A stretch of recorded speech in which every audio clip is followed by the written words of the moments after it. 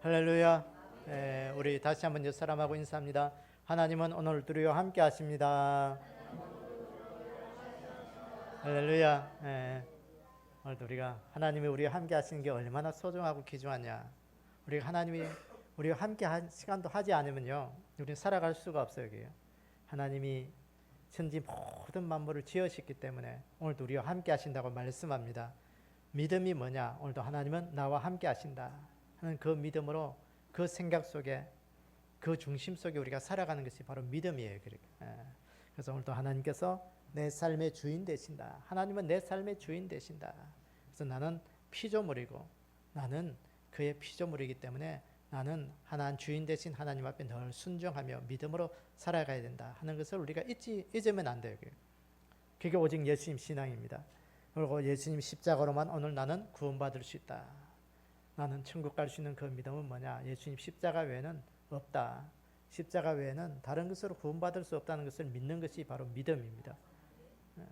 그리고 예수님이 이 땅에 다시 오신다. 예수님이 이 땅에 다시 오신다. 예수님이 이 땅에 다시 오셔야만 우리가 구원이 완성되는 거예요. 신부된 우리가 주님과 함께 영원 천국에서 살 수 있는 완전한 천국을 이루는 거예요. 예수님이 이 땅에 다시 오셔야 돼요. 그래서 오직 예수님 신앙으로 이 시대에 우리가 무장할 수 있는 그런 귀한 믿음이 우리 가운데 있기를 주님의 이름으로 축원합니다. 오늘 저는 이 사도행전 13장의 모습을 보면서 안디옥 교회의 선교 시작의 모습이다. 안디옥 교회가 성경에 보면 선교로 이렇게 시작한 그런 교회인데, 그 모습이 어땠는지 오늘 우리가 좀 말씀을 상고하기를 원합니다. 사도행전은 성령 행전이다. 성령님께서 행하신 그 일들을 쭉 적어놨습니다. 그래서 사도행전 7장에 보면 스데반 집사님의 순교로 인해서 이 예루살렘 초대교회 예루살렘 교회가 큰 핍박이 가해졌습니다. 누구의 핍박이냐? 유대인들의 핍박이었습니다. 그래서 이 예루살렘 교회가 사도들이 나가서 오순절 마가다락방에만 성령이만 그 사도들이 나가서 전도했을 때 3,000명, 5,000명 그렇게 큰 교회로 이루어졌어요. 그때 이 스데반 집사님의 순교로 인해서 핍박을 받으니까 이 성도들이 하나 둘씩 흩어지기 시작한 거예요. 어디로 흩어졌냐? 베니게, 구브로, 안디옥 이런 곳으로 흩어졌어요. 어떻게 뭐 하려고? 하나님 말씀 전하려고. 말씀 전하며 전도하기 시작한 거예요.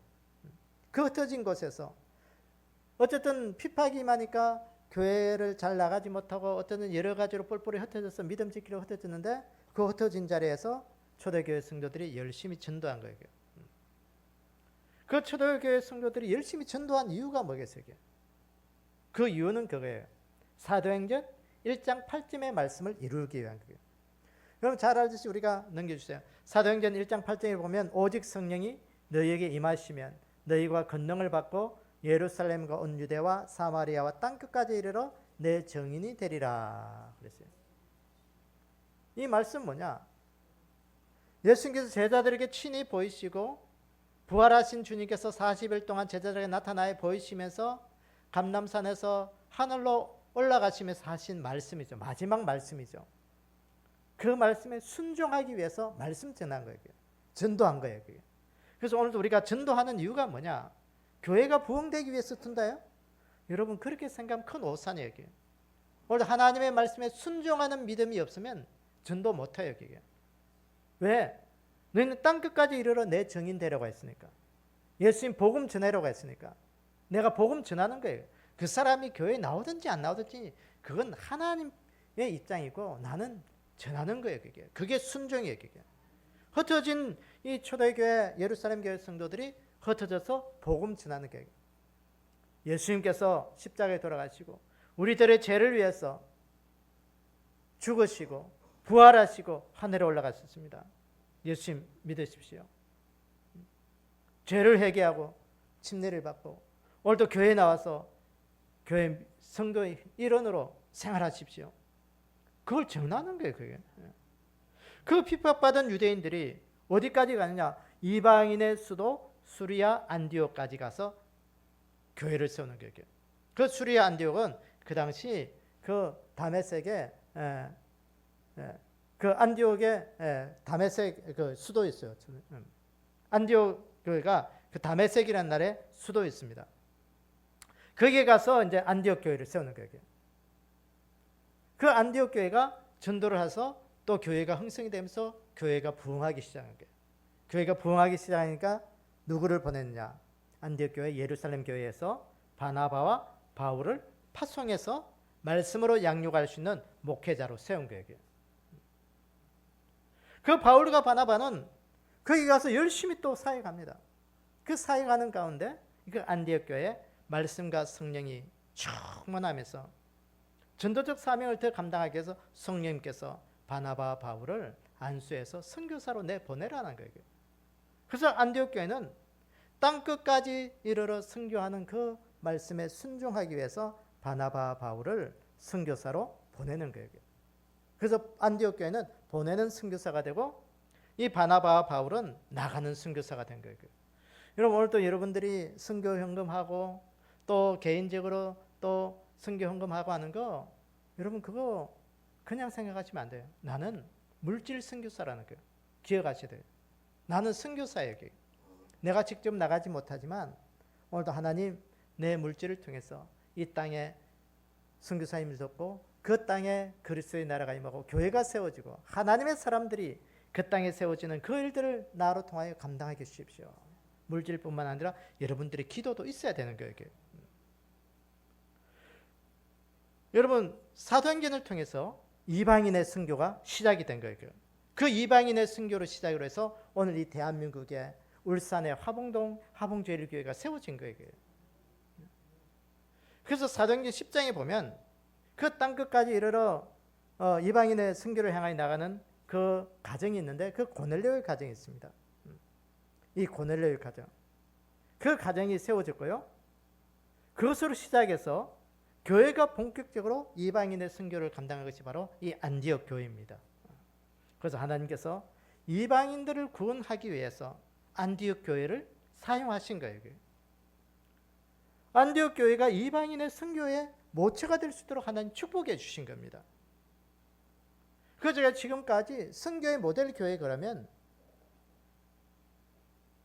이 성경에서 안디옥 교회를 늘 이야기하는 거예요. 그래서 교회 이름도 안디옥 교회라고 짓는 교회 이름이 많잖아요. 그 교회는 바로 선교가 모티브가 될 거예요. 어쨌든 오늘 이 안디옥 교회가 선교 어떻게 시작했는지 오늘 성령님께서 우리에게 들려주시는 음성을 듣도록 하겠습니다. 첫째는 이 안디옥 교회 선교 시작의 첫째는 주를 섬겨 금식했다 했습니다. 오늘 2절에 보니까 주를 섬겨 금식할 때 성령이 이르시되 내가 불러 시키는 일을 위하여 바나바와 사울을 따로 세우라. 안디옥 교회가 이방 선교를 시작할 때 주를 섬겨 금식했다. 안디옥 교회가 주를 섬겨 금식했다 이 말은 이 교회가 예배하고 간절히 기도하는 교회였다는 거예요. 여러분 교회의 모든 사역의 시작은 뭐겠어요? 예배와 기도예요. 성도가 있는 자리에 예배와 기도가 빠져버리면 그거는 어떤 모임이냐? 세상의 개인 모임과 똑같은 거예요. 성도들이 모인 곳에는 항상 예배가 있어야 되고 기도가 있어야 되고 오늘도 그거 잊으면 안 돼요. 두 사람이 모이든 세 사람이 모이든 다섯이 모이든 열이 모이든 우리가 모였으니까 예배 드리자. 기도하자. 이 안디옥 교회는 늘 주를 섬겼다. 이 섬기다 이 말은요. 보니까 헬라어 원어로 보니까 섬기다, 봉사하다. 다시 말해 주님을 섬기고 주님을 위해서 봉사하는 교회가 되었다는 거예요. 그 섬기다는 이 말에요. 일하다는 그런 뜻도 있습니다. 주님을 위해서 열심히 일하는 교회에 있다는 거예요. 주님이 사용할 수 있도록 더 열심히 일했다는 거예요.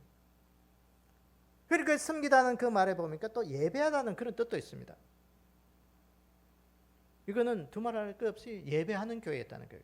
주님을 섬기고 주님을 위해서 일을 하고 주님을 위해서 예배하는 교회. 안디옥 교회가 그런 열심히 있었기 때문에 이방 선교에 서임받는 그런 교회가 되었다는 것입니다. 여러분 초대교회를 생각해 보세요. 사도행전 1장 13절에도 보면 그 오순절 마가 다락방에 오순절 성령님이 임할 때 그 모습이잖아요. 그 제자들과 그 감람산에서 예수님이 승천한 그것을 바라본 그 500여 명의 사람들 가운데 120명의 사람들만 그 마가 다락방에 다시 모였습니다. 마지막 6월절 만찬하던 그 마가 다락방, 그것에 모여서 뭘 했느냐? 거기서 보세요. 오늘 14절 보니까 여자들과 예수의 어머니 마리아와 예수의 아우들과 더불어 마음을 같이하여 오로지 기도에 힘쓰더라. 기도했다는 거예요. 기도했다는 말은 예배하고 기도했다는 거예요. 여러분 사도행전 9장에도 보면 바울도 마찬가지예요. 바울이 다메섹 도상에서 예수 믿는 자들을 잡아 죽이려고, 그때는 사울이었죠. 그 사울이 그 대제사장들에게 공문을 받아서 합법적으로 예수 믿는 자들을 핍박하려고, 잡아 죽이려고 그 다메섹 도상으로 가다가 거기서 그 도상에서 예수님 만났잖아요.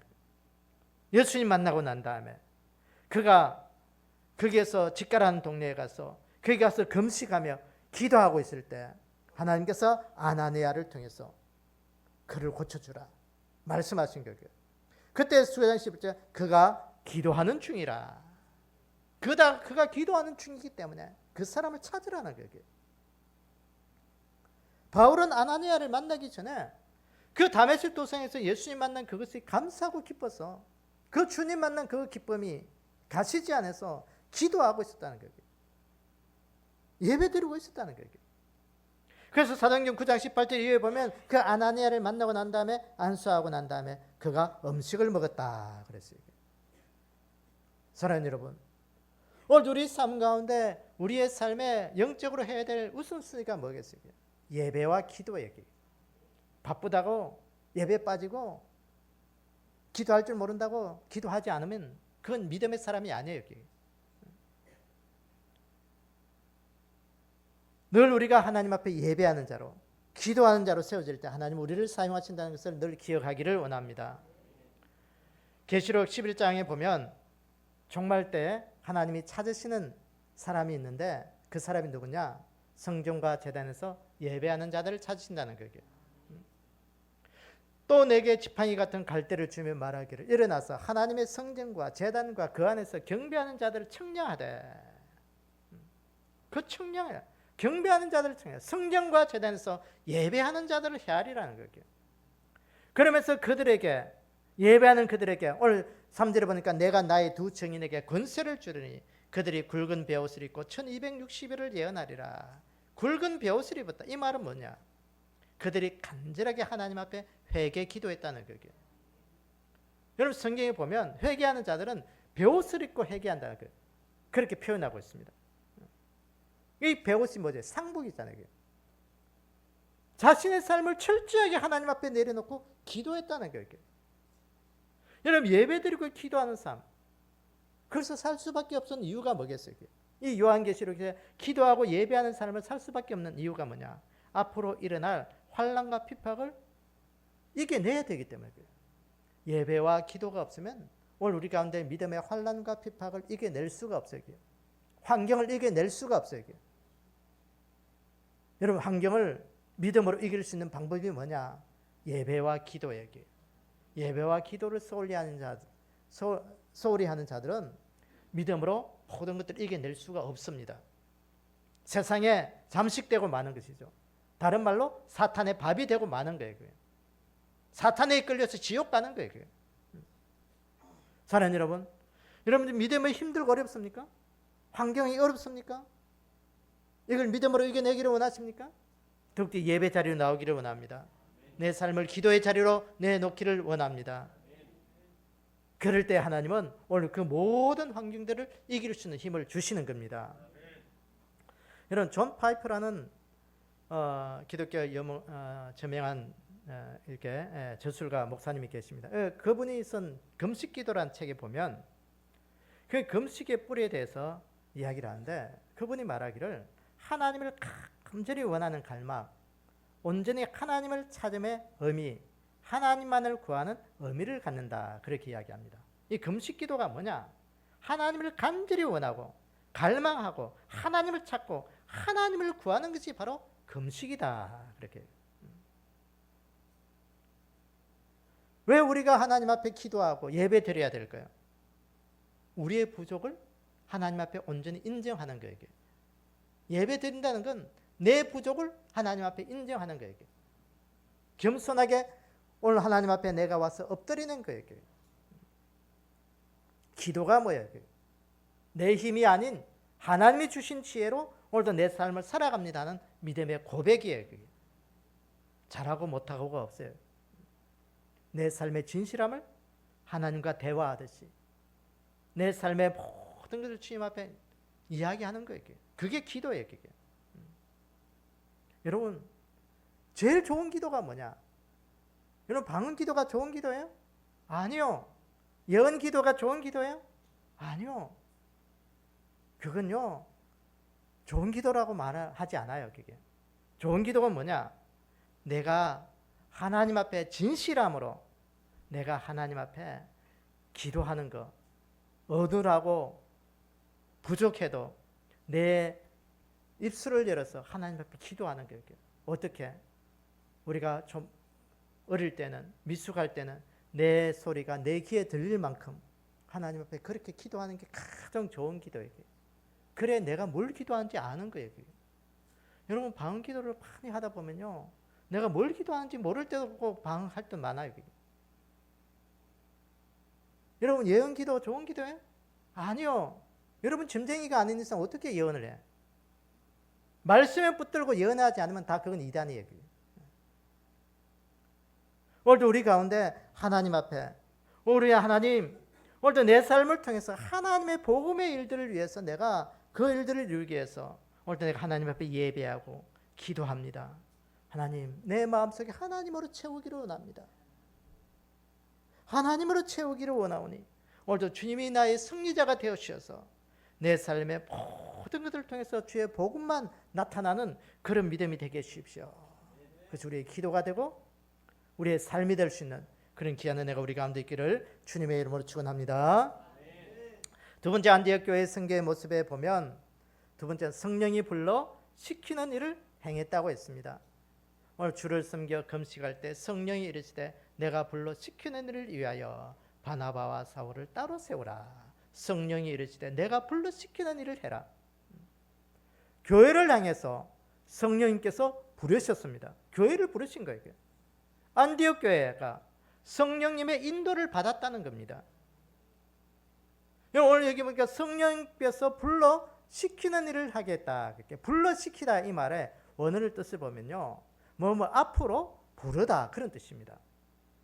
성령님께서 안디옥 교회를 부르셨으니 안디옥 교회가 성령님 앞으로 나아갔다라는 거예요. 성령님께서 안디옥 교회를 불러서 안디옥 교회가 성령님 앞으로 나아가니까 하나님 앞에 서니까 그 안디옥 교회를 통해서 성령님께서 일을 맡기신 거예요. 오늘 일을 위하여 어떤 일? 하나님의 거룩한 일들을 감당하기 위해서 복음으로 이 안디옥 교회를 초청했다는 거예요. 선교 사역을 감당하기 위해서 이 안디옥 교회를 하나님이 초청한 거예요. 그 초청하심에 안디옥 교회는 순종했다는 것입니다. 보세요. 그 당시를 보면 예루살렘과 온 유대와 사마리아까지는요, 복음이 증거가 됐습니다. 유대인들을 통해서 자기 지역은 어쨌든 예수님을 믿는 그 복음이 증거되면서 하나둘씩 하나님 앞에 돌아온 사람들이 있었습니다. 그런데 땅끝 선교는 아직까지요 미비한 거예요. 땅끝 선교의 증인되기 위해서 열심히 예배드리고 열심히 기도하고 주의 일들의 열심인 이 안디옥 교회의 열심을 하나님이 사용한 것입니다. 여러분, 선교는 누구를 통해서 이루시느냐? 열심을 통해 이루는 거예요. 하나님의 열심, 믿음의 열심. 열심이 없으면 선교할 수가 없어요. 전도할 수가 없어요. 열심 없는 자들은요 전도 못합니다. 내가 예수 믿는 것도 부끄러워서 어떻게 할 줄 모르는데 어떻게 전도를 해? 이 땅끝 선교를 위해서, 땅끝까지 선교하기 위해서 이 안디옥 교회를 부르시고 그 초청해서 이 안디옥 교회를 사용하신 겁니다. 할렐루야. 오늘도 여러분들이 이 사용하심에 쓰임받는 여러분들이 되기를 원합니다. 우리 교회가 되기를 원합니다. 보세요. 모든 교회 사역은 성령님의 임재하심을 통해서 이루어지는 거예요. 성령님 앞으로 우리가 소환돼야 돼요. 앞으로 나아가야 돼요. 성령님이 하는 그 일들에 우리가 부름받아야 우리가 하나님의 일들을 감당할 수가 있어요. 여러분, 교회만 열심히 다닌다고 해서 교회를 할 줄 알아요? 아니요, 못해요. 아무리 돈이 많다고 해서 교회를 할 수 있어요? 아니요, 할 수 없어요. 그게. 돈이 없어도 하나님은 그 사람을 부르셔서 일하시면요, 모든 일들을 이루시는 거예요. 열심만 있으면, 주의 일들을 하고자 하는 그런 마음만 있으면 모든 일들을 이루시는 거예요. 예수님의 사역은 철저하게 성령님을 통해서 그 마음의 감화 감동, 그 안에 살아계서 역사하는 그 하나님의 성령님의 일들을 통해서 이루어지는 것을 우리는 늘 기억하셔야 돼요. 예수님께서 이 땅에 오신 것도 보세요. 성령님을 통해서 이루어졌습니다. 침례 요한의 생애를 통해 보세요. 성령님께서 하신 거예요. 예수님께서 공생애를 시작할 때 보세요. 침례를 받으시고 성령이 비둘기같이 하늘로부터 임했다는 거예요. 그 십자가의 죽으심, 그 부활, 성천, 이 모든 것도 성령님과 연관된 거예요. 그래서 이사야 선지자가 이 보시면요, 누가복음 4장 18절 19절에 보면 이렇게 기록하고 있습니다. 주의 성령이 내게 임하셨으니 이는 가난한 자에게 복음을 전하게 하시려고 내게 기름을 부으시고 나를 보내서 포로된 자에게 자유를, 눈먼 자에게 다시 보게 함을 전파하며 눌린 자를 자유롭게 하고 주의 은혜의 해를 전파하게 하려 하심이라. 주의 성령이, 예수님께서 메시아가 이 땅에 오셔서 해야 될, 예수님께서 이 땅에 오셔서 해야 될 그 일들을 예언한 거예요. 주의 성령이 내게 임하셨으니 가난한 자에게 복음이 전해지고 내게 기름을 부으셨으니 포로된 자에게 자유를, 눈먼 자에게 다시 보게 하고 눌린 자에게 자유롭게 하고 주의 은혜를 전파하게 한다. 예수님의 모든 사역도 성령님을 따라 행했던 그 사역인 것입니다. 예수님께서 모든 인류의 죄를 구원하시기 위해서 십자가에 달리실 때도 성령님의 능력으로 하신 거예요. 자기 힘으로 한 게 아니에요. 부활도 성령님의 능력으로 이렇게 세우신 거예요. 그래서 로마서 1장 4절에 보니까 성결의 영으로는 죽은 자들 가운데서 부활하사 능력으로 하나님의 아들로 선포되셨으니 곧 우리 주 예수 그리스도시라. 부활도 하나님의 능력, 성령님의 능력으로 행했다는 거예요. 사랑하는 여러분, 오늘 우리가 이런 예수님의 사역을 우리가 계승해야 될 이 시대 교회들도 마찬가지예요. 성령님의 인도를 따르지 않으면 우리는 결코 주의 일들을 감당할 수가 없는 거예요. 그저 교회만 다니는 사람이 될 뿐이지 주의 일들을 이룰 수 있는 사람은 아니에요. 그래서 오직 성령이 임하시면, 그래서 예수님께서 오직 성령이 너희에게 임하시면 너희가 권능을 받고, 성령이 임하지 않으면 권능이 없어요. 하나님의 능력이 임할 수가 없어요. 아까도 말했죠. 사도행전 9장 17절에 보면 사도 바울의 선교와 그 시작의 역사가 기록돼요. 그 아나니아에게 안수를 받고 그 사울이, 그 바울이 눈에서 비늘 같은 것이 벗겨지면서, 여기 보니까요, 거기서 음식을 먹고 힘을 차려서 사도행전 9장 17절에 보니까 아나니아가 떠나 그 집에 들어가서 그에게 안수하여 이르되 형제 사울아, 주 곧 내게 오는 길에서 나타나셨던 예수께서 나를 보내어 너로 다시 보게 하시고 성령으로 충만하게 하신다. 눈이 멀어서 사흘 동안 보지 못했던 그 사울이 그 아나니아의 안수를 받고 눈에서 비늘 같은 것이 벗겨지면서 그가 다시 먹고 힘을 얻는 거예요. 그래서 성령 충만하게 해서 오늘도 사도 바울이 이방인의 사도로 부름받는 그 이야기입니다. 그러면서 주님께서 그 뒤에 쭉 말씀을 읽어보면 요약하면 그거예요. 직가라는 거리에 네가 유다의 집에 가서 다섯 사람 사울이라는 찾으러 만나서 안수해라. 그걸 다시 보게 하고, 내는 이 사람을 이방인과 임금들과 이스라엘 자손들에게 전하기 위하여 택한 나의 그릇이라. 내 이름을 위하여 고난도 받을 자라. 주님이 아나니아에게 일려주신 거예요. 그래서 바울이 음식을 먹고 강건하게 힘을 얻어서 그가 이 이방인의 사도로 선교하기 시작한 거예요. 교회도 마찬가지예요. 이 시대 교회가 교회를 통해서 기도를 통해서 성령님께서 불러시키는 일들을 우리가 감당할 수 있는 교회가 되어야 되게. 성령의 그런 일들을 사용될 수 있는, 우리가 쓰임받을 수 있는 그 일들을 하기 위해서 오늘도 하나님 내 안에 성령으로 늘 충만하게 해주십시오. 성령님의 임재하심이 오늘도 내 가운데 있게 해주십시오. 그렇게 기도하는 우리의 삶이 되기를 원합니다. 그런데 여러분, 이 시대 교회 다니는 사람들, 이 시대 교회 사는 사람들이요, 하나님을 신뢰하는 것보다도 점쟁이를 더 신뢰하는 그런 사람들이 더 많다는 것을 아십니까? 성경을 신뢰하기보다도 무당들의 말을 더 신뢰합니다. 오늘 여러분들의 마음은 어떤가? 여러분들의 믿음은 어떻습니까? 하나님의 말씀, 성령님의 역사하심을 더 신뢰합니까? 더 민감하게 따르기를 원하십니까? 오늘 우리가 성령님에 더 민감하셔야 돼요. 세상에 민감하면 안 돼요. 세상에 좀 무뎌져야 돼요.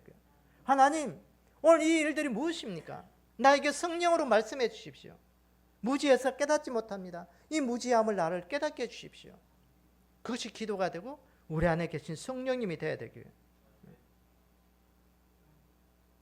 여러분, 오늘도 교회 다니면서 하나님의 말씀보다도 점집을 더 신뢰하고 재미로 전보러 다니는 사람들 많잖아요. 우리 젊은이들 사이도. 교회 다니면서 젊은이들 사이 뭐 어른들도 마찬가지예요. 뭐 건설하고 장로하고 예외는 아닙니다, 여러분.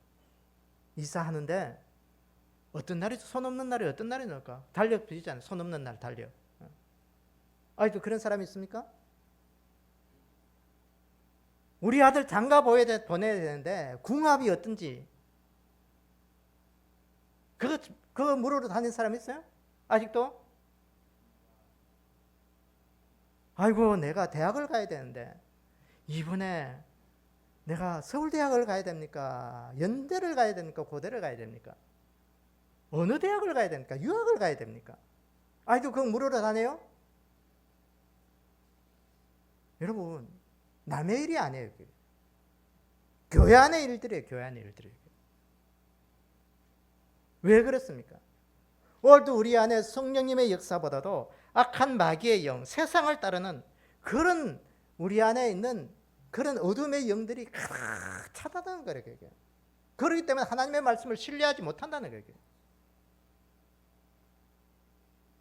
역설적으로 교회가 믿음의 사람들이 성령님을 따르지 못하고 비극적으로 사탄의 영, 어둠의 영들을 따라가는 사람들이 있다라는 거예요. 몸은 교회 안에 있지만 마음은 사탄을 따라오고 있다는 거예요.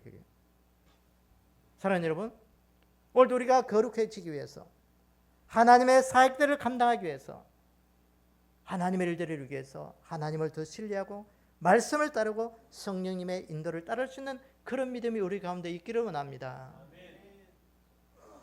여러분, 우리가 세상 속에 행하던 그런 버릇, 습관 빨리 버리셔야 돼요. 그게 바로 믿음으로 살아가는 삶의 증거예요. 내가 성령님의 인도를 받을 수 있도록 성령님 내 안에 역사하시고 성령님 인도를 받을 수 있도록 내 삶의 지혜의 눈들을 열어주십시오. 세상이 아니라 어둠의 영이 아니라 하나님의 밝음의 빛, 말씀의 빛이 나를 인도할 수 있도록 도와주십시오. 그래서 우리가 기도가 되고 주님을 따라갈 수 있는 그런 귀한 믿음이 우리 가운데 있기를 주님의 이름으로 축원합니다. 세 번째로 안디옥 교회 선교 시작의 모습의 세 번째는 바나바와 사울을 따로 세우라고 말씀합니다. 오늘 2절 오늘 끝에 보니까 주를 섬겨 금식할 때 성령이 이르시되 내가 불러 시키는 일을 위하여 바나바와 사울을 따로 세우라. 성령님께서 안디옥 교회 바나바와 사울을 따로 세우라. 이 말씀은 따로 일꾼으로 세우라는 거예요. 일꾼을 세우라는 거예요. 하나님의 교회를 통해서 일할 일꾼들을 새롭게 구별하여 세우라는 거예요.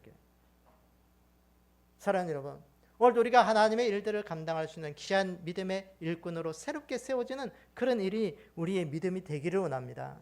하나님, 오늘도 내가 주의 일들을 위하여 무엇을 하기를 원하십니까? 하나님, 나를 세워주십시오. 일꾼은 일이 눈에 보이는 거예요.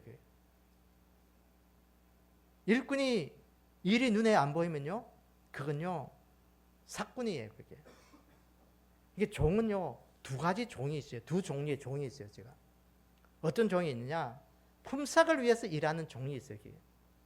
그냥 하루 종일 와가지고 주인이 시키는 거 대충 뭐 대충은 아니지만 그래도 자기 나름대로 열심히 하다가 시키는 일만 하다가 돈만 받는 그런 일꾼이 있어요. 그게.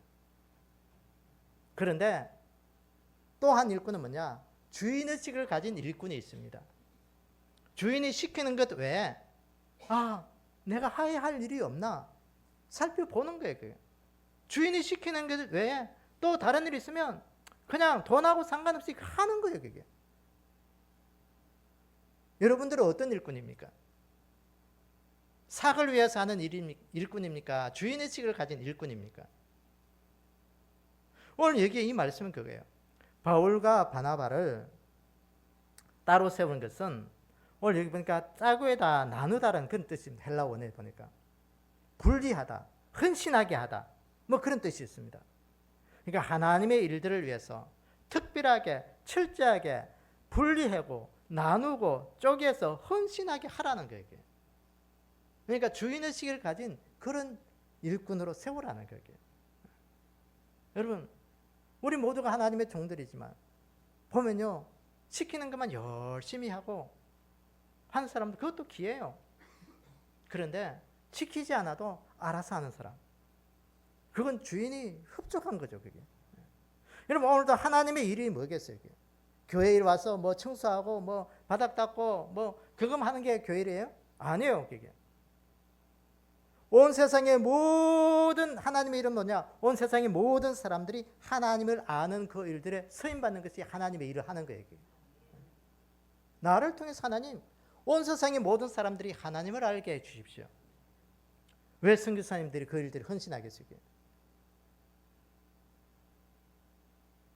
선교에 열심히 있기 때문이에요?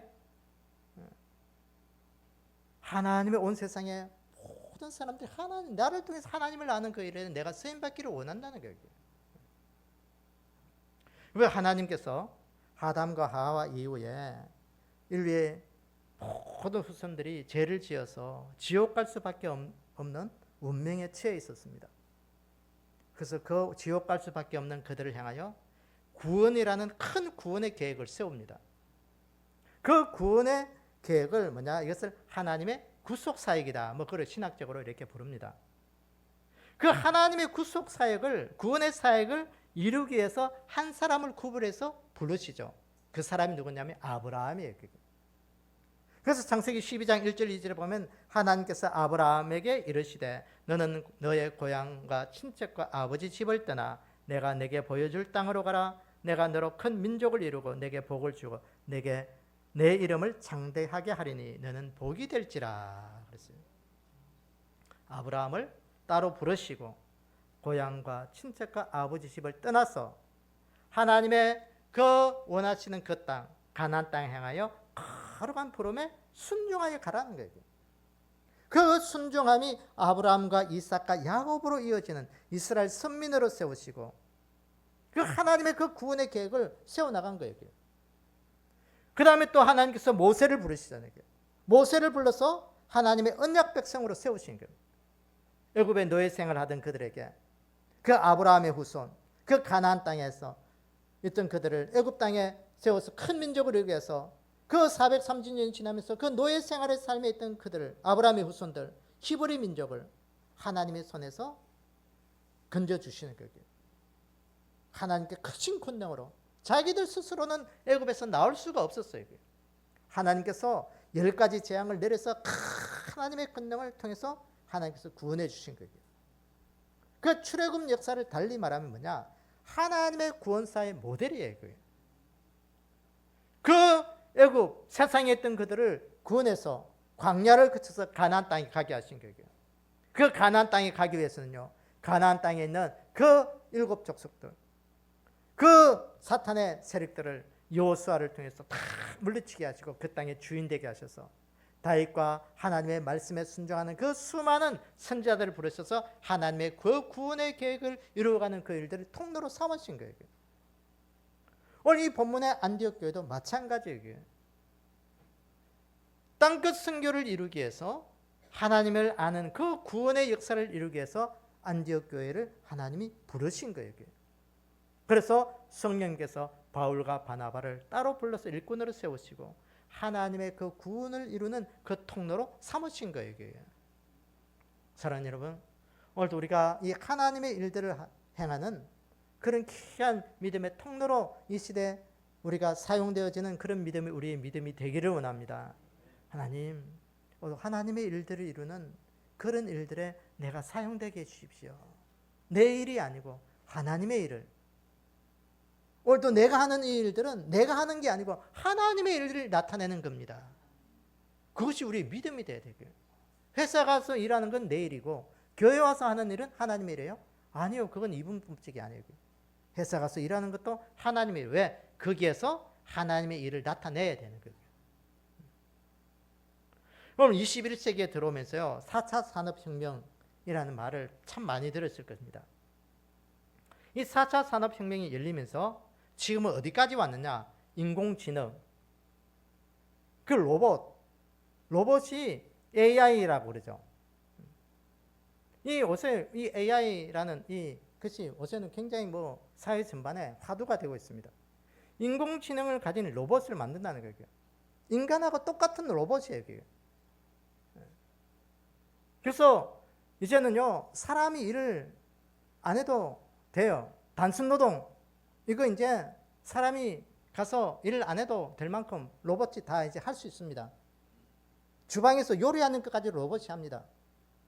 주방장, 이제 큰 의미 없어요, 그게. 요리, 설탕 몇 그램, 소금 몇 그램, 그거 딱 프로그램에 입력해 놓으면, 딱 눌러 놓으면요, 로봇이 알아서 다 이렇게 다 만듭니다. 사람이 만든 음식은요, 때로는 짤 수도 있고 싱거울 수도 있고 그렇지만 로봇은요, 탁 하기 때문에 정확하게 일정하게 딱 나오는 거예요. 어쨌든 사람이 할 수 없는 위험한 것에도 이제 로봇을 투입하잖아요. 인공지능 로봇을 투입해서 거기에서 모든 일들을 일처리하게 하는. 이제 단순 노동을 넘어서 전문 분야까지도 로봇이 일을 하잖아요. 사람보다 더 정밀하게 합니다. 그 대표적인 것이 의료 분야잖아요. 요새 보면은 로봇 수술, 참 말 많이 듣잖아요. 로봇이 수술을 하는 거예요. 의사는 컴퓨터 앉아서 그 입력만 하는 거예요. 어떻게 수술하고 그 프로그램에 딱 입력만 해놓으면 로봇이 알아서 다 수술하게. 얼마만큼 뼈를 몇 미리 깎아가지고 어떤 재료를 가지고 그 드릴을 박아가지고 어떻게 핀을 박고 그렇게 로봇이 하는 거예요. 의사가 직접 수술하는 것보다요, 로봇을 수술하는 것이 더 사람들이 요새는 신뢰합니다. 그런 시대가 되어버렸습니다. 의사뿐만 아니라 변호사, 판사까지도 로봇이 이제는 대체합니다. 죄인들을 판별하고 죄를 발견하는 그 일들을 이 로봇이 하는 거예요. 어떤 로봇까지 나왔느냐? AI까지. 목사 로봇도 있는 거예요. 목사 로봇, 설교. 여러분, 로봇 요새 챗 GPT 들어보셨죠? 그래 가지고 시편 23편 가지고 설교 한 편 만들어줘. 그러면요, 5분도 안 돼서 한 편 딱 만들어 버립니다. 사람들 중에서는요, 이 AI 목사가 훨씬 더 좋을 수도 있다는 거예요. 요새 참 목사들이 윤리성 땅에 떨어졌잖아요. 윤리성, 탐욕, 성문제 그런 거 연루될 필요 없이 그냥 로봇이 만든 설교 듣고 로봇이 만드는 그 축도 받고 다 할 수 있다는 거예요. 그런 시대가 되어버렸어요. 여러분, 아무리 세상이 변하고 로봇이 인간을 대체하는 그런 시대가 되어도 오늘 이 시대 하나님의 역사는 누구를 통해서 역사하시느냐? 하나님은 하나님께서 세운 사람들을 통해서 역사하신다는 것을 우리가 늘 기억하기를 원합니다. 인공지능이 아무리 설교를 잘해도 거기에는 성령님의 역사는 나타날 수가 없습니다. 인공지능이 아무리 좋은 일을 하고 선하게 어떻게 하더라도 거기에는 하나님의 은혜가 없는 거예요. 그게 성령님의 역사, 하나님의 은혜는 누구를 통해서 이루어졌냐? 사람들을 통해서 이루어진다는 사실을 기억하기를 원합니다. 하나님의 구원의 역사는 사람들을 통해서 이루어지는 거예요. 아담과 하와가 에덴 동산에서 하나님께서 경영하신 그 경영 안에 있었던 것처럼 오늘도 이 시대 교회를, 믿음의 사람들을, 하나님의 일들을 경영하신 그 믿음 안에 우리가 있어야 되는 거예요. 그것이 바로 우리가 하나님의 사람으로 세워지는 겁니다. 사랑하는 여러분, 오늘도 우리가 하나님의 사람으로 세워지기를 원합니다. 하나님 이 시대에 나를 통해서 하나님의 그 구원의 일들을 이루는 그 일들에 쓰임받게 해주십시오. 시대가 예전에 사람이 필요한 것보다도 일 잘하고 뭔가 좀 더 획기적인 그런 것도 자꾸 요구하는 거예요. 그러나 이 시대 하나님은 오늘 우리에게 사람들을 통해서 역사하신다. 사람을 세워주십시오. 하나님 나를 세워주십시오. 그리고 우리가 하나님의 그 구원의 사역에 하나님의 일들에 쓰임받을 수 있는 그런 믿음의 사람들로 세워지는 그 은혜가 우리 가운데 있기를 주님의 이름으로 축원합니다. 오늘 말씀을 맺어봅니다. 안디옥 교회를 통해서 이방인의 선교가 시작된 것을 오늘 우리가 보게 됩니다. 오늘 첫째 보니까 그들이 주를 섬겨 금식했다 그랬어요. 즉 예배하고 간절한 기도를 했다는 거예요. 오늘 우리 믿음이 이 시대 예배의 믿음, 기도하는 믿음으로 오늘 그 믿음의 기본기를 우리가 잘 갖추는 그런 은혜가 우리 가운데 있기를 원합니다. 성령님께서 그 시키는 일을 행했다. 안디옥 교회는 성령님께서 시키는 일을 했다는 거예요. 성령님의 인도를 받았다는 것입니다. 오늘도 나는 누구의 인도를 받을 것인가?